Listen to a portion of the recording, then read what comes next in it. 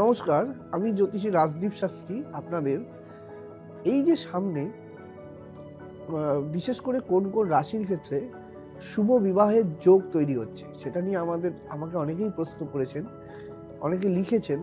তো আমি বিশেষ করে বলতে চাইছি, বিশেষ করে মিথুন রাশি বা মিথুন লগ্নের ক্ষেত্রে বিবাহের যোগ শুরু হচ্ছে, কর্কট রাশি কর্কট লগ্নের ক্ষেত্রে বিবাহের শুভ যোগ তৈরি হচ্ছে, কন্যা রাশির ক্ষেত্রে শুভ বিবাহের ইঙ্গিত সামনে রয়েছে, তুলা রাশির ক্ষেত্রে বিলম্বিত হলেও এবছরের শেষের দিক থেকে কিন্তু বিবাহের জায়গাটা কিন্তু তৈরি হবে।